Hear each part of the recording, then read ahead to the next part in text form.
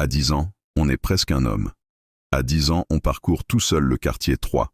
Une hyperbole pour souligner le désir intense du personnage. Aussi une répétition de mots moineaux.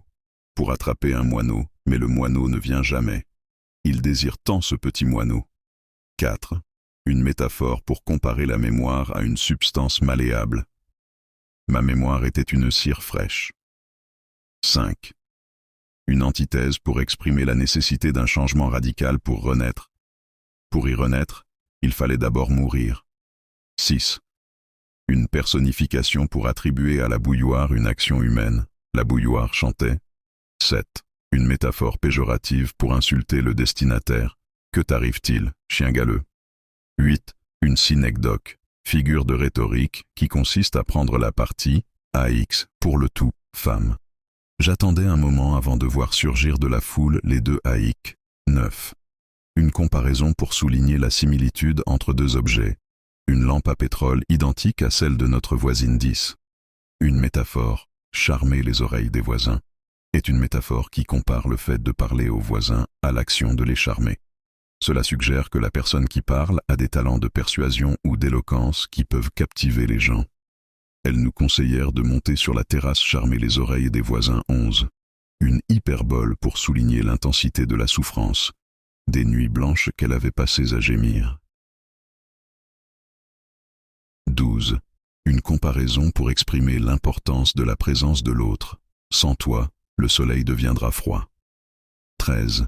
Une antithèse pour exprimer les réactions contrastées des différents groupes. Ceux-ci en rient, ceux-là en pleurent. 14. Une hyperbole pour insister sur le nombre élevé de questions. Elle posait 1000 questions à ma mère. 15. Une énumération pour illustrer la progression du temps.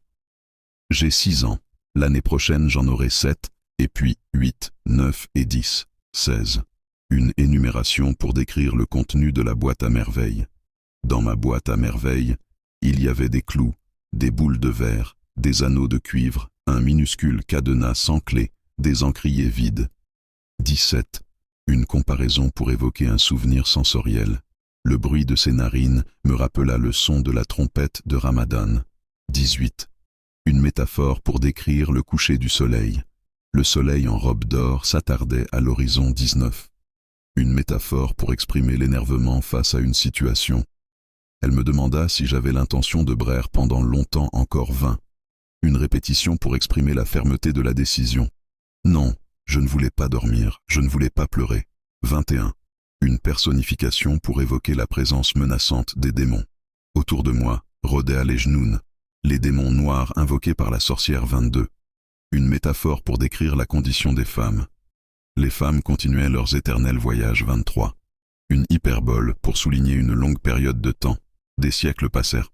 24. Une comparaison pour illustrer l'intensité des bruits d'enfants. Les cris des enfants s'étaient transformés en torrents, rivières, en cataractes, cascades, en bruit de rafales, tempêtes, vent très fort. 25. Une énumération pour décrire une alternance de sensations extrêmes. Ma mère m'aspergea alternativement d'eau bouillante et d'eau glacée 26. Une personnification pour attribuer un mouvement humain aux flammes. Les petites flammes dansaient 27. Une antithèse pour exprimer une réaction ambiguë. Une voisine poussa un cri de joie ou un gémissement de douleur 28. Une métaphore pour décrire une grande quantité de larmes. Des torrents de larmes inondèrent le visage 29. Une caractérisation pour décrire l'état du chat. Zineb jouait avec le chat, un chat maladif 30. Une énumération pour décrire le passage du temps. Je savais qu'une journée s'ajoutait à une autre. Je savais que les jours faisaient des mois. 31. Une métaphore pour insulter le destinataire.